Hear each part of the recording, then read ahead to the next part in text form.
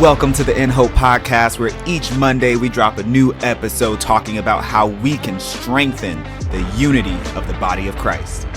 This is your host, Preach. Let's see what we have for you today. What can the church learn from sports about unity? So how is that displayed in sports? And I think there's so many different avenues you can look at it, so we'll just kind of jump into that. Yeah. But before we get too far into it, please introduce yourself. Okay. So just let the podcast verse know who you are and kind of your background with the faith, with sports, and as we get into this conversation. Sure. Well, my name is Pami Young, and I'm full-time with FCA, which is Fellowship of Christian Athletes, out here in Idaho, specifically over at Boise State, but I also help resource at Bora and Timberline High Schools, too. Go Broncos. Go Broncos. Let's see, my background in the church and Christianity.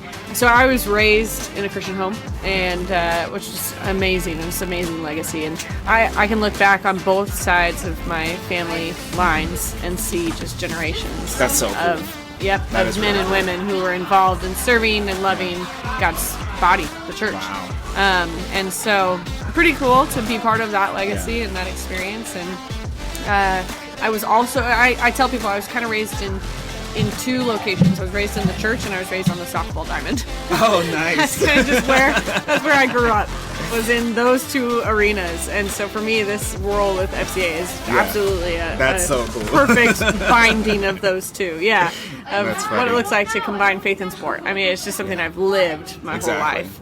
And yeah, with growing up in the church and growing up on the softball field, but then additionally like soccer, field hockey, basketball. I mean, I played a lot of it. That's so cool. Yeah, the for me, it's cool to see how Jesus truly can be part of every part of your life. Yeah. Right? And I didn't always see that as a kid. I see that far more now, That's of course. cool. And some of that's just equipping and training right, over the years and maturation in our spiritual life. But for me, it is neat to see how sport and the church do not have to be separate entities, but absolutely can be in harmony and really complement one another really well. Oh, yeah, absolutely. Absolutely. And I think that's something that's so important, and that's a lesson to learn anywhere in life, how the faith and Christianity can be a complement wherever you are. It doesn't really need to be two separate parts of your life and have some type of chasm between them, but it's meant to be part of every part of your life. Yep. So really being able to know where those mesh together, I feel like is really important, and knowing how you can display and walk out your faith in those different arenas is really important. Absolutely. I used to be a cop, and it was not my favorite job. But I remember my wife just start pointing out all these similarities between the work that I was doing and our faith, and trying to encourage me, and so I think that's really important to be able to really make those connections. Right. I think that's so cool. So how did you end up at BSU? How did you were you born, raised out here in Idaho, or how'd that happen? No, I have a story probably similar to a lot of more of the The transplants, recent transplants from an area to Boise. So I'm from San Diego originally. Oh, okay. Born and raised in Southern California, specific to San Diego County. Wow. And I went to school at Point Loma Nazarene University. Okay. For my undergrad, and my background's actually in sports medicine. So I studied kinesiology and athletic training specifically, pursued a master's in that over in North Carolina. And then came back to San Diego and was hired to work full-time at my alma mater at Point Loma. And so I was an athletic trainer there, for 7 years. So I've been in the world of sports medicine since 2012.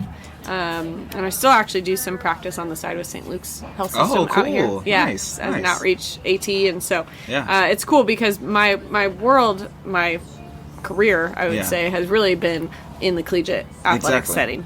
And that has been my heart, my passion, my the thing that wakes you up in the morning, right? Yeah, it's like gets you out of bed was college athletes for me. That's so cool. And so from a sports medicine perspective, my main priority and job was to take care of the human body, right? Take care of the athlete body. Yeah. But for me, because of my background in the church and in Christianity, and just I think the way that the Lord had impressed upon me, like my job was to do more than just care for the body, but for the heart, mind, and soul, as well as the body of the athlete and the coaches too. But really, predominantly the athlete. And so, when I moved here, I was making a huge career change and transition, thinking probably I'd be in sports medicine, but I was not sure what it would look like. And then through a student athlete of mine from Point Loma and her connection with FCA through her grandparents and some legacy in her family, I got connected with FCA, and I thought, I might just volunteer with them. There might be some cool opportunities. You got hooked. Yeah. Well, and it was really pretty amazing to have a student, right, who's a freshman in college going into her sophomore year, look at me and say, Pami, you'd be really good at this. And I was like, thanks. I appreciate that. That's cool. And for her to say, you should talk to the guy that she knew who's now my boss. And she's like, you should talk to Ken and see what the opportunity could look like. I was like, I agree. And then, of course, the Lord knew. Like, he was orchestrating those steps the whole time. But it was about a 3-year process for me to move from San Diego, leave my job, and eventually relocate to Boise. And I've been here now for almost 3 years. So that's so cool. Yeah, it's pretty amazing space. I love it out here, and it's been really neat to see how the Lord again just kind of aligned some steps to get me from a college in San Diego to a college in Boise, Idaho, doing what used to be just, again, more of the sports medicine focus, and now it's really the almost what I like to call like the spiritual medicine focus. Exactly. Where it's like, I'm still caring for these athletes, but really now the intention, the heart is, okay, how is your soul, and how can we, work through some of the things that college student athletes face, and coaches as well, again, face in our current day and age in sport. And so, that's so cool. It's awesome. It's a good fit. It's a really good fit. I like that. So, I mean,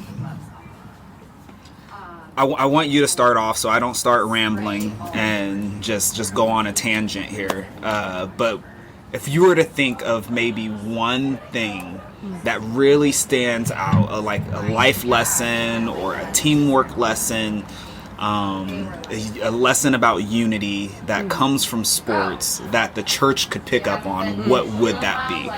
Maybe you had one thing.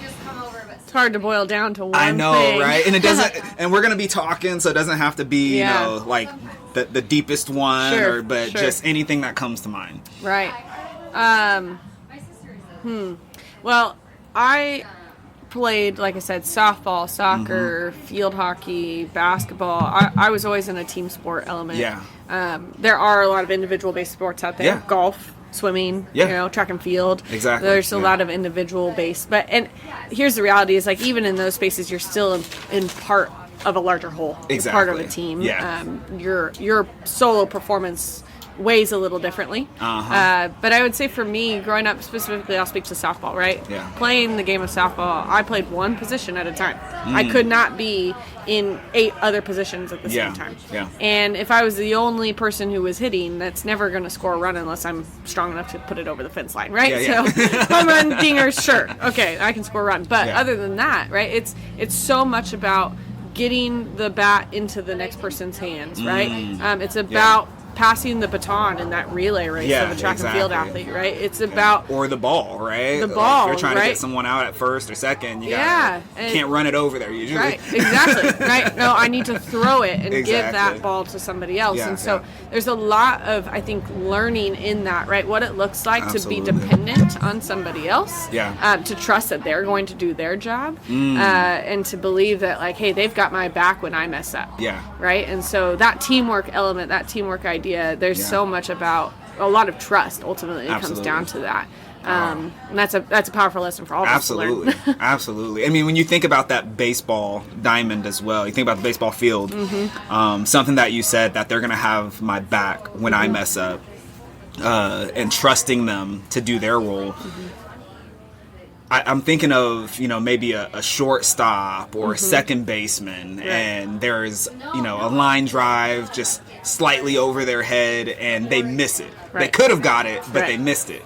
And your outfielder backs them up and catches that ball. Absolutely. And, you know, maybe it hit the ground already, but they're going to pick it up. Right. And a lot of times they're going to throw it to that second baseman or that shortstop that missed it. Right. So they're going to put it right back into that person's hands. Yeah. And I feel like that's just such a beautiful example of, okay, we're trusting them in their position, and we know our position here and backing them up. Right. And if you can even say, man, they should have caught that, they messed up, that doesn't mean you take the ball and now I'm going to run in and take your spot because you're not doing it right. Right. Right. No, yeah. You trust them and you throw it back to them. Yeah. And I think that's so, because that's respecting others' positions, trusting them in that position, and then knowing yours as their backup, right? And staying in that position, realizing that if you left outfield, well, then who's going to be out there the next time around, right? Yep.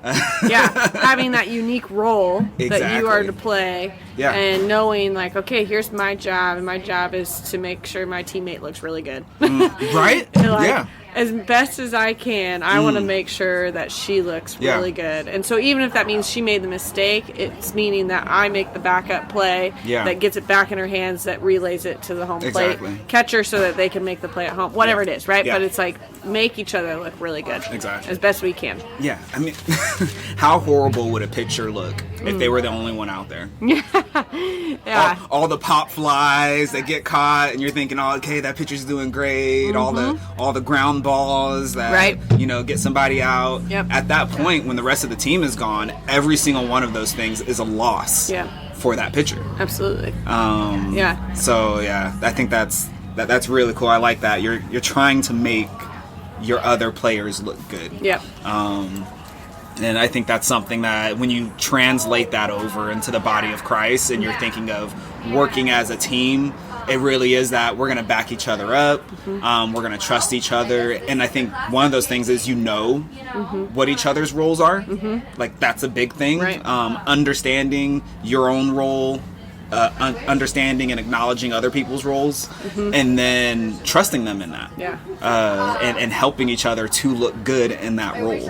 Right. So I think that's really cool, especially if you're looking at working on a ministry team, whether you're a volunteer or on staff. You're trying to make those other people look good. Right. And not just yourself, right? Yeah, totally. And that's the temptation in sport, right? Is because there's a lot of individual performance metrics. There's pressure always on the athlete to be the best, right? And to increase their level of performance with every practice session, every lift session, every recovery session, and every game, right? That they're supposed to be continually on this growth pattern. And there's this element of like, well, it's a competitive arena, so I need to beat my teammate out to have that position. Yeah, absolutely. So there's some of that, right, that can interplay. And so it's like, how do we compete in such a way that's healthy, right? Like, how do we, one, recognize that everybody on that field at the same time is, probably competing for a similar role, and simultaneously going, well, as a team, we're ultimately trying to put together the best roster that we can, the best lineup that we can, to go out and face this opponent, right? Exactly. And in the church, it's like, what does it look like to be the best that we can, right? To pursue excellence, and to push the envelope, right, in all of this, and to really compete, but less with one another and more against the opponent. Exactly. But it's a lot easier said than done. Oh yeah. Well, and there's a balance there too with healthy competition, like that, especially even on a team, having that healthy competition between each other, and knowing how to balance that with realizing and always coming back to, okay, we're on the same team, right. So this healthy competition is really to push us to be the best that we can, individually and as a team. Correct. And not just for the sake of overcoming one another for this spot or this slot. Right. Well, while you were talking about that, it made me think of, so back in high school, I was part of a 4x4 relay team. The 400 was that was my run. I loved it. And I tell everyone, and I've never heard anyone disagree, the 4x4 is absolutely the best race in all of track and field. It's one of the most fun to watch. Exactly, right? And so it was interesting because we had a 4x4 team, and we had 3 really strong 400 runners, 3 really strong, and all 3 of them would usually run, individually in the 400, and one of them specifically was usually always first. Other 2 would go back and forth, but one was always in first, or first out of those 3 right. in the relay.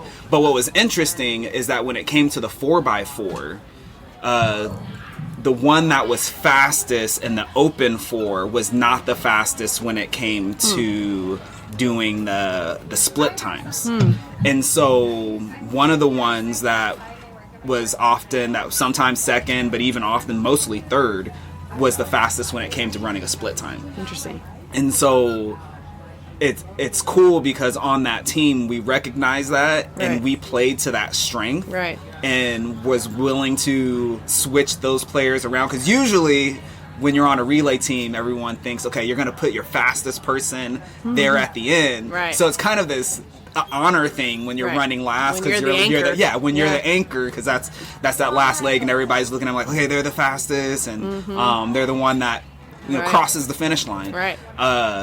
So for that one runner who was usually the fastest on the open, he just without any pushback, without any hesitation, was willing to switch over to another spot so that other person could run the anchor, and he right. didn't think a thing of it. Right. To me, that was a great show of that. Okay, we're pushing each other, we're challenging each right. other, and we were always encouraging each other, and talking trash to each other right, during the open, right. But during practices and whatnot. But when it came to that 4x4, it was okay. What's going to help this team? Right. And we played to that. Yep. That's awesome. I thought that was really cool. And that takes, again, a tremendous amount of humility, right? To recognize each other's strengths, to know, like, hey, in this moment, it's better if I don't get all the glory. Yeah. That I'm not that anchor leg, that I'm not the one crossing that finish line. Exactly. And that I'm it's like, it's actually better for our team in this moment if I'm in this role. Exactly. And that takes a lot of humility, which is, again, something you learn in sport. Like, absolutely. You are going to, especially I'll take the game of baseball or softball, you're going to fail far more than you will be successful. Batting averages, right? Right, exactly. Like, if you hit 3 out of 10, right, every 10 at bats, you get 3 hits, you're batting 300. Yeah. That's a Hall of Fame level in the major leagues, right? And that's 3 out of 10. I'm like, if I take a math quiz and I get 3 out of 10 correct, exactly, that's a failure. Yep. That's not Hall of Fame level. No. But that's how we play, in softball and baseball. You recognize, like, this is a game predominantly of failure. And so there's a lot of humbling that comes. And there's a lot of humbling in all sports, because every sport's going to test you towards that limit. Yeah. And so that humility posture of recognizing, I'm pushing and I'm striving and I'm geared towards this idea of excellence. Yeah. But also this humility of I may never hit that, right? Exactly. But I have this mindset to go there and to be growing in this way, to be getting better, but also recognizing it takes a team. Oh, yeah. Like, I can't do it alone. Exactly. And so having that better together mentality and recognizing, again, in humility, it's not going to be all about me. Yeah. It's going to be about what my team can do. And when I have that fail moment, who's going to be able to pick me up? And when I can pick somebody else up when they have their fail moment. So, a lot of lessons to be learned from sport and how it translates into our walk with Christ and walk with brothers and sisters in the faith. So, I mean, you talk, especially looking back at that, the walk with Christ specifically, if we take this down to an individual level, and that idea that we will fail. Like, there's going to be times where we stumble. There's going to be times where we don't feel like we're living up to and walking out our faith the way that we know we should. But being able to push past that perseverance. Right. I think it's that humility and perseverance. Those are 2 great components that you get from things like sports. There was this one poster I saw in a high school teacher's science. He was a science teacher. It was a high school Bible study that I came in and shared with a couple of times, but they met in this high school science teacher's office, and he had a poster of Michael Jordan. And it had all these like crazy high stats and whatnot next to him, and it was like a picture of him dunking or something, and it had all these crazy high stats, and everybody knows, it's like, oh, it's the GOAT, it's Michael Jordan. Well, all those stats were failure stats. It was talking about like number of shots he's missed, number of, you know, games and big games that he's lost, and all those different types of things. You think it would be like all of his, you know, the good records, but it was all the bad records. And it was just an example of you have to be willing to go out there and take the shots and miss the shots in order to make the big shots. You have to be willing. And so I think that's really cool. One of the things that has stuck most with me from someone who's poured into my life. I had a pastor up in Alaska named Billy Welch, and he told me once that this is a safe place to fail. And I share that with people so many times, and I love that, because he was really saying, like, try things out. If we fail, we learn from it, and we're going to keep on going. We're not going to, you know, come down hard on you and kick you out. That's good. That's really good. And I think teams that are great create safe places to fail. And so do churches that are great, communities of faith that are great, families that are great create those safe places where we're going to try things. We're going to go out and we're going to back each other up, and when we fail, we're not going to feel like the world is over, because we're going to pick each other up and we're going to keep going. No, that's a good word.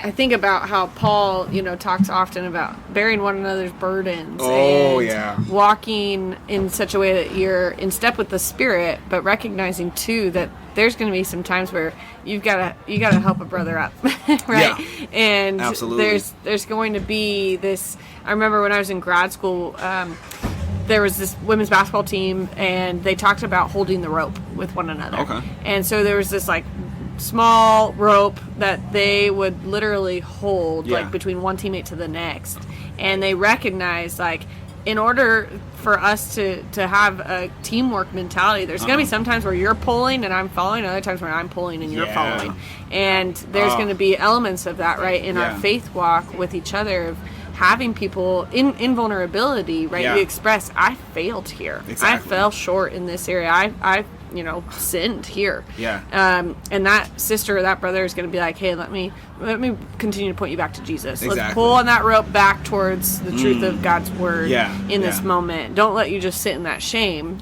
But hey, remember, as a believer, you're under a conviction, not condemnation of the Holy Spirit. And so there's that accountability, but it requires that vulnerability. It requires that risk moment and the humility to say, this is where I'm landing right now.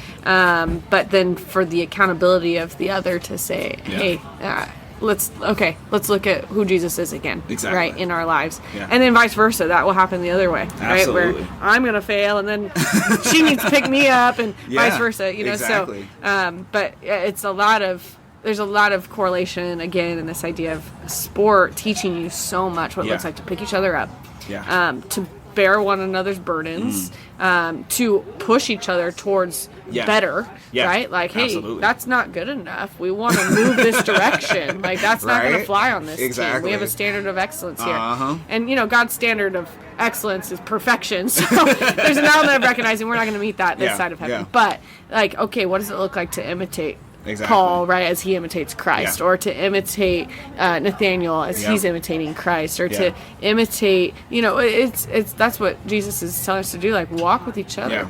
That's why he gathered a group of 12, you know, and then he invested really deeply in 3, and then he sent them out to go and share, like, hey, this is how it looks. This is what it means to actually follow me. But it's not possible to do it alone. And so sport, again, for me, I'm like, it teaches me so much about, I can't do this alone. Exactly. And I think that's big, recognizing you can't do it alone. Recognizing something that came to my mind just as you were talking about that, was this idea of we're not going to reach that level of perfection. And it automatically took me back to baseball. And the only person I've ever seen that had 100% batting average was someone who it was his first time at bat.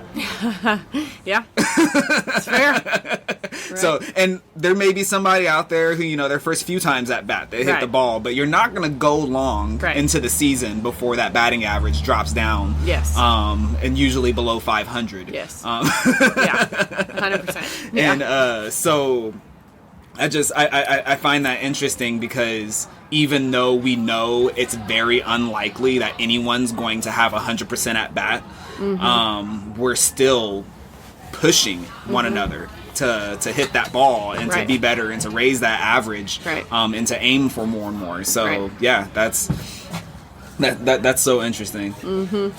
Yeah, and there's definitely, again, this is where I think sport sometimes has failed us, is there's oftentimes very little grace. Whereas the gospel of grace, is like, this is the good news of Jesus Christ, is that he knew we would never meet this standard.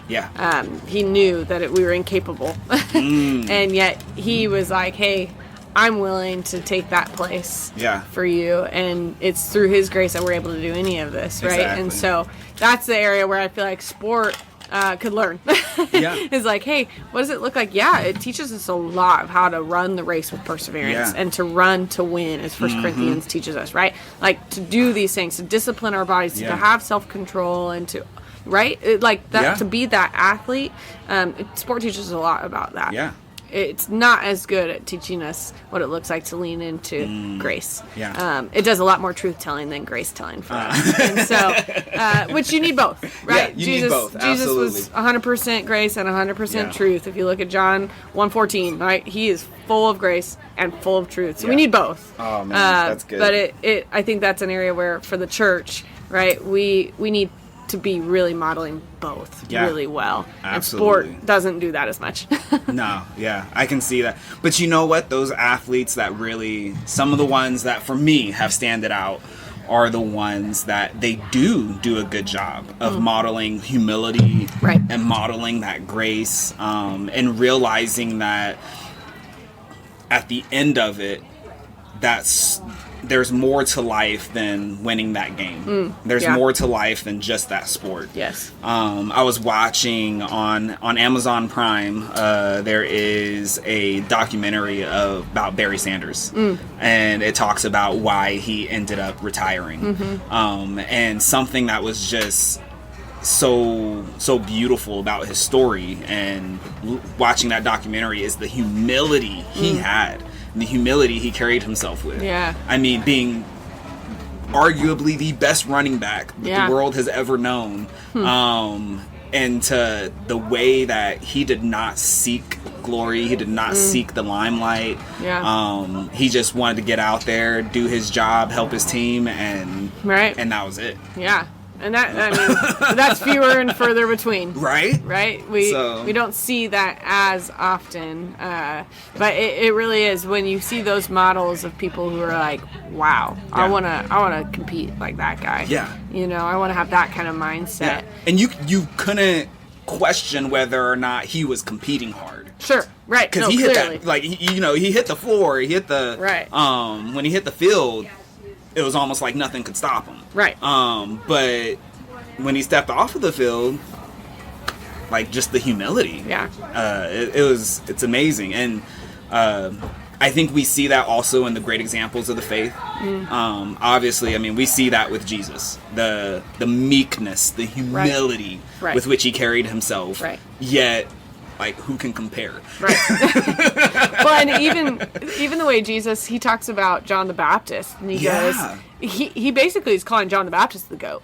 And John the Baptist is like, no, you're the goat. You're the goat. But it's like, obviously Jesus is the best of all time, right? He is the greatest of all time. But yet he looks at John the Baptist and says that about him. So and Jesus constantly is reflecting the Father's glory. Exactly. Like, he's constantly saying, like, it's about the Father who's calling me and the work of him in me, and so he even says, like, I can't do anything apart from him. He's, again, just that humility. And I love it because you're talking about like him being the greatest, him pointing to John, and then he also tells his disciples, hey, you're going to do greater things. Right. Yep. And the disciples are like, say what? Yeah, right?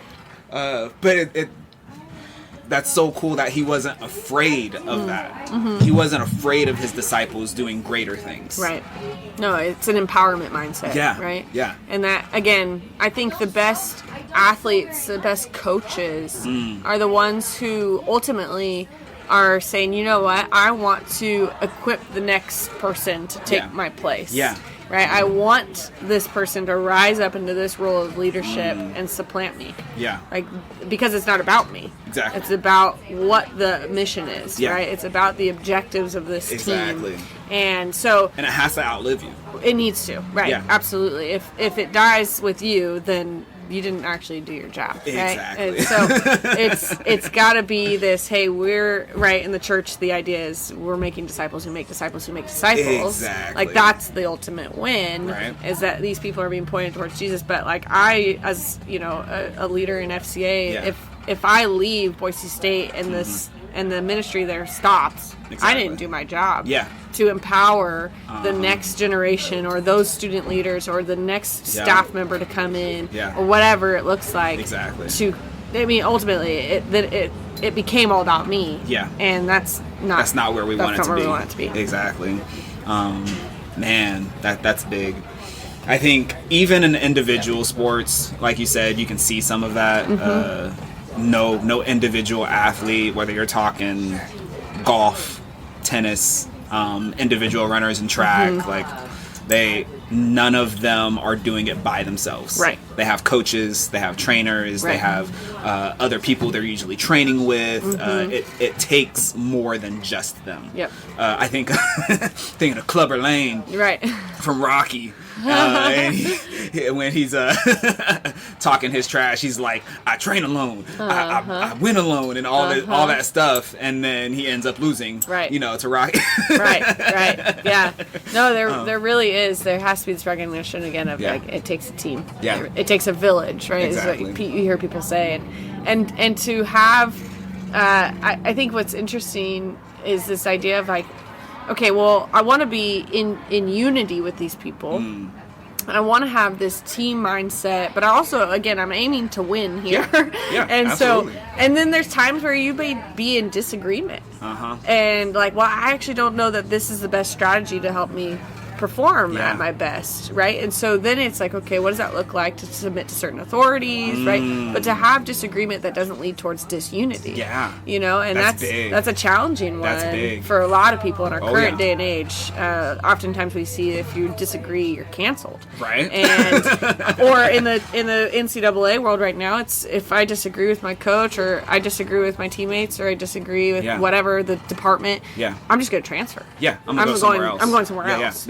And, you know, in the church, it's like, oh, man, we don't want that to be our reality either. Right? We need to be different than that. Exactly. And so it's like, how do we disagree healthily?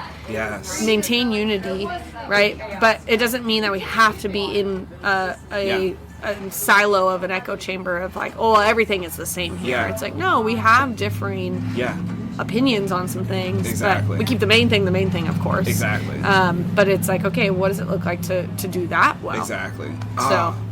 I mean, that gets into a huge piece that I feel like we can learn from sports is communication, right? Communication is so critical when it comes to teamwork and sports. And that's why, for example, even the crowd, right? Like in the fan base, why they say that plays such a big role. Not too long ago, they talked about how, you know, Seahawks Stadium is built in a way that the crowd becomes such a major part of the game because they can make it to where the offense on the field can't hear when they're making those calls and things like that. So it's when you have you have to have that communication piece within sports for the team to actually function together well. And I feel like you need that within the church. You need that within our faith. If you're talking about just within a household, even as an individual, I mean, we get down to communication with God, right, and that time that we need in prayer, right, and Jesus talking about how we recognize his voice. We need to have that communication, and knowing, especially when it comes to disagreement, right? Knowing when and how we disagree. Right. When you're on the football field, you don't storm out and make a big deal in the huddle because you don't agree with the call. Right. Right? Yeah. Like, that's not the place to argue and disagree. When the quarterback calls an audible, that's not the place for you to disagree and make a show of it. No, your job is just go do your job. Do your job at that point. But then, like you said, we do need that space to where maybe on the sideline or maybe it's after the game and debrief, where that space needs to be created where you can voice and say, hey, I don't think that was the right call, and this is why, and be able to do it in a respectful way. Totally. But then at the end of the day, kind of like we were talking about with baseball earlier, also recognizing, I think I could have I think that was the wrong audible call. Right. I would have said do this call, and maybe it would have been the better call. That doesn't mean, okay, you're going to be quarterback now. Right. Right. True. Yeah. But we want to share those things so that the quarterback can get better. And so that the coaches on the sideline making those calls can get better at what they're doing. Right. So that you can be better at what you're doing. Yeah. That's good. Yeah, I mean, communication, right, it's so key. It's so pivotal to everything we do. I mean, if you look at the way that the structure of the church, right, is set up, it's like you have to have some accountability, of course. You have to have vulnerability, but you have to have good communication. Yeah. Right? You have to have good methods for this. In sport, you have to have good methods for this. Yeah. Like even just when it comes to nonverbal communication, I mean, this is something I help coach one of our FCA softball teams, and one of the things we're telling them all the time is like, hey, your body language matters. Like, what you're doing right now is communicating something to me as a coach. Yeah. And it's not just your words, right? It's our body language. It's our heart postures. Yeah. And so, like you were saying, though, it does come down to, like, okay, individually, I have to have the right heart and mindset on this. And my words may come out harsh. And that means my heart was probably a little harsh. So it's constantly coming back to this throne of grace and going, okay, Lord, correct my heart. Yeah. Because out of the overflow of the heart, the mouth speaks. Absolutely. And so that communication element is critical. But then, too, like, when it comes to the church setting and going, like, hey, I saw something. How do I respectfully communicate this to someone where it's like, hey, I have a potential feedback moment for you. Right. That is to correct maybe something you were doing, but also it's what I like to call a feed forward moment, where it's to help you get better in this next round of this. And so that's a coach, right? All the time, a coach is doing that with his athletes. Hey, you struck out here. This is what I saw. You made that error here. This is what I saw. This is how we can address to make this better, right? There's that willingness to listen that comes in. Again, humility is part of that, but willingness to listen, and then also a willingness to take the risk to offer that to somebody else sometimes. But there's often a need for, like, are you willing for me to share this with you, right? So also that kind of like, hey, do I have an invitation here to communicate in this way with you? And again, making that space, making it clear that that's okay, right?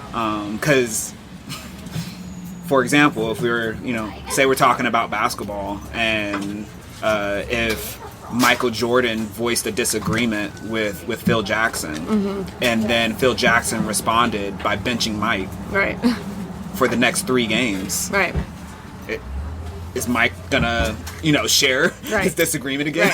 Right. Probably not. Probably not, right? It's one of those things to where you have to create that safe place and show, because kind of like you said earlier, our actions and will speak, not just our words.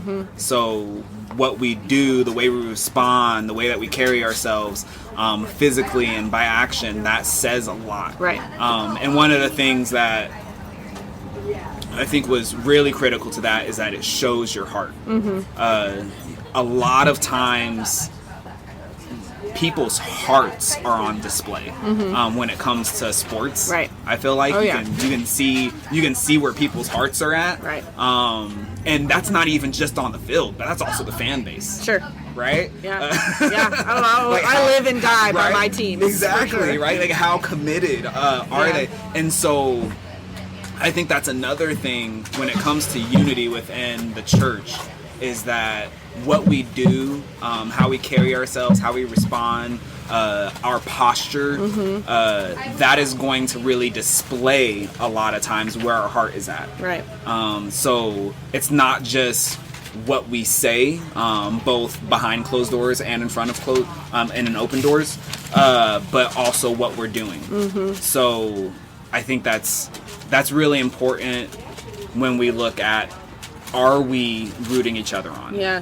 Thinking that we are all on the same team, right? I feel like when you look from one congregation to another, for example, it's almost like thinking maybe using the NFL or the NBA, because they have the Western Conference, Eastern Conference, and those types of things. It's almost like each congregation can be their own team, but then you're in that same conference, right? And when your conference is in the championship, you want your conference to win, right? Yeah. Kind of having that mindset. So it's one of those things to where I think we need to become the most avid fans at that point for one another. Yeah.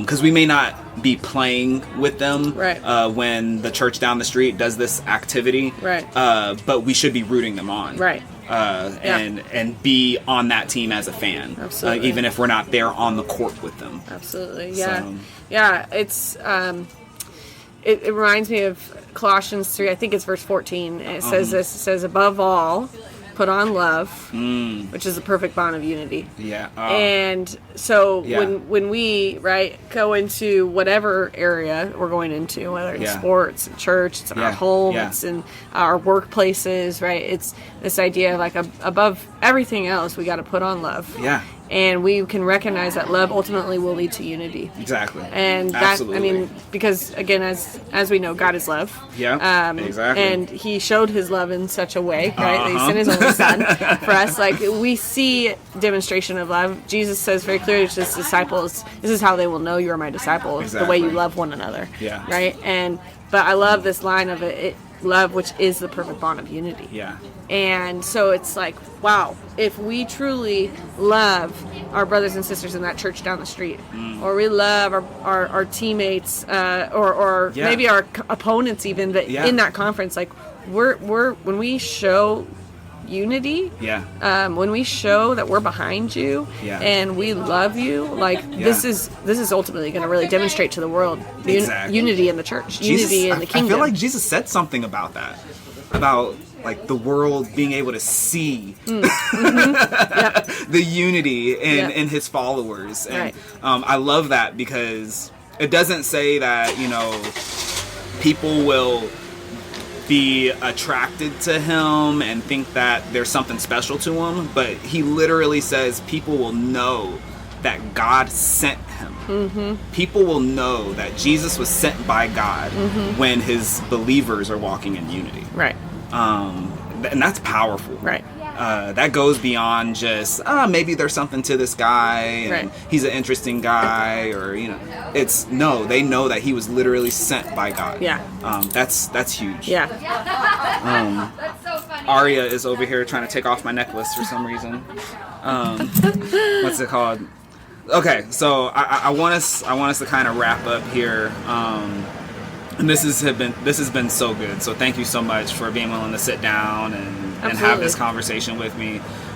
Any final thoughts on just this idea of what we can learn from sports about unity? Oh man, I feel like we've covered a lot of it, but I think again, ultimately, I keep coming back to this idea of like we have a coach who's going to set the standard for us. We have a coach who's going to lead in his own way, right? Of what it looks like to be unified, to have this approach to unity. Like in sport, as athletes, we're going to, whether you choose to or want to or whatever, like, you have a certain standard of, we're going to submit to the coach's word here. Yeah. And I think that when we think about God as our coach, right, he's coaching us up in all of these ways to demonstrate love and unity in the body. Yeah. I think about, in I think it's in 1 Corinthians, where it talks about the different pieces of the body, like the hand, the eye, the nose, the mouth, the feet, whatever, right? And it's like these things by themselves are only capable of so much, but together, unified, what an amazing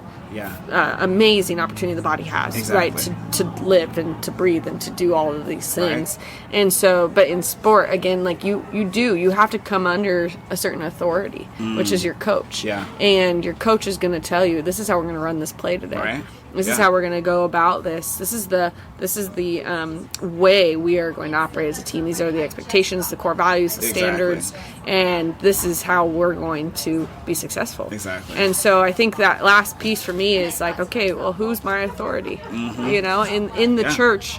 And that's big C church, not just the local church, lowercase, right? It's the whole body of Christ. Like, who is our authority? Who's our coach in this? And if we're submitting to him and continuously going back to, like, what is he teaching us, telling us? How has he shaped this play for us to run as the church? Okay, if we can come to him and see, okay, coaches tell me to do this, and trust that it's actually going to be successful. Like, he'll bear it if it's not, right? Like, coaches will own, and they'll take that responsibility. Like, they'll admit their mistakes when they're like, I called the wrong play. Right? When they're a good leader. And our God is a good leader. Absolutely. And he's a good coach who has taken on every bit of ownership and responsibility, who ultimately has guided us in such a way that he knows this is going to be the win. Yeah. If you live this way, church, if you operate this way, church, if you operate in unity and love with one another, this is going to win. Yeah. This is how this works. So again, coming back to that idea of, as athletes, as people in sport, like, trust your coach. Yeah. Trust him. That's so good. And I want to add to that the layers too, right? Because especially, let's look at football, because I feel like there's so many different avenues you usually have a head coach, but then you have assistant coaches, right? Then you have your athletic director, or not your athletic director, your offensive coordinator, right, your defensive coordinator, but even below them you have the person who's coaching your defensive backs, and then your linebackers, and then your defensive line. Yep. And so you have all these layers, and then you get down to, you have your captain. Yeah. Like, right. Totally. And so there's these layers that you have to, and it tends to be an issue. The military is really good about this. They say, don't jump the chain of command. Right. And so you can see that in sports as well. You don't go from your captain to the head coach, right? Yeah. If there is a disagreement with the captain of your defense, well, like, talk to your lineman coach if you're on the line. Right. And then from there, you talk to your defensive coordinator, but you don't just go all the way up to the GM. True. Or the head coach, right? So I feel like you need to, again, this is part of that recognizing your position, recognizing others' positions, and then respecting those, and submitting to those with humility. Right. I think that's really big. And there is a passage in, I can't even remember right now, I'm blanking, but it's where Paul talks about when someone offends you, or if you have an offense, and how you handle that, and how you go to that person individually. You talk to your captain if the captain's upsetting you, and then from there you bring in a couple of others. Right. So you go to that defensive lineman, right? Yeah, I think this is Matthew 19, I want to say, and it's Jesus is saying, like, this is what it looks like. Yeah. That's how we do it. Yeah. So I think that's so big. Respecting those authorities and having the humility to submit to those. Yeah. And again, your heart is going to be on display. Yeah. So it's one of those things to where, if you're in disagreement, are you going to start slack in that next play? because we'll see that. Right. It's going to end up showing when the players start slacking, or, you know, where as a body, you know, we're trying to lift something and the arm's only halfway in there. Right.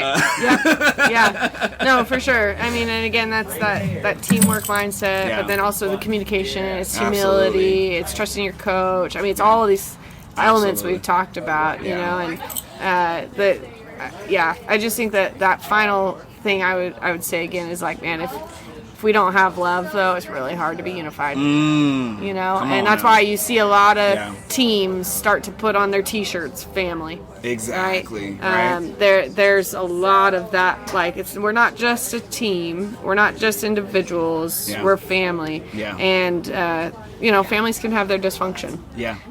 But when they're in perfect harmony, when they're in a really good space of loving one another well, you see that unity, right? You see that become a very functional space. Absolutely. And so in the body of Christ, we've had our dysfunctions. We will probably continue to have those dysfunctions, but we're ultimately part of God's family. We've been adopted as sons and daughters into, you know, His family. And so it's like, okay, I love that I'm going to go back to Colossians here, but in Colossians it's this whole chapter 3 is about what it looks like to be in the resurrected life, right? And to go from I think the first heading is like the new man, right? What it looks like to have a new life in Christ when you've been raised. And it says, so if you have been raised with Him, which we know you have been, right? Since you've been raised, seek these things. Set your minds here, right? But it also requires you to then put to death certain things.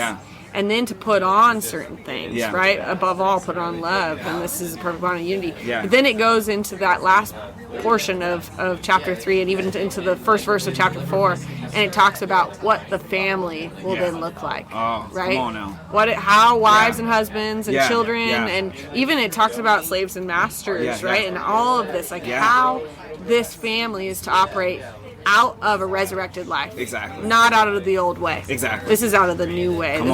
This is what you are to do as being one who's been resurrected with Jesus. So and Paul does that so well. He does it again in Ephesians 4. It's like, this is what we've been given. This is what Christ has done for us. So now do this. And then what's it called? And then in Romans, you see that also in Romans 12, because you see this, you know. Okay, so now I'm appealing to you to renew your mind, and he talks about all these different ways that we're gonna live. So that's so cool. When you said being in harmony, I know I said we were about to close, so we're gonna close with this. we're gonna close with a little reference to Trolls 3. If you haven't seen it, then, you know, go ahead and watch Trolls 3. And it's interesting because you mentioned about a family being in harmony, and that's a big thing, a theme throughout the whole movie. And at the end, Branch talks about how we don't have to be perfect to be in harmony. And the whole crux of it is, you know, there's nothing stronger than the perfect harmony, and it's strong enough to break diamonds and all this stuff. And so they're trying to get to this perfect harmony. It's when he finally says that. And one of his other brothers says, you know what, you take the lead. The one that used to be the leader says, you take the lead. And they work together, even in their dysfunction. Even though they're not perfect individually. And even as a team, they weren't perfect, but they were in harmony. And it ends up doing what they wanted to do. So good. So yeah, I haven't seen that movie, but now I'm gonna watch it. Trolls 3, watch it. Well, thank you so much, Pami. I really appreciate this. We'll have to talk again some more. Absolutely. Thanks for having me on. Absolutely. Thank you for joining us for the In Hope podcast. Please subscribe and share to make sure we can keep getting out more content like this. The In Hope podcast is a small part of the ministry of In Hope, which is dedicated to help strengthening the unity of the body of Christ. You can support us in this by visiting inhope.tv to donate and following us on Instagram. Thank you, and we hope to see you on Instagram and back next week for another episode of the In Hope podcast.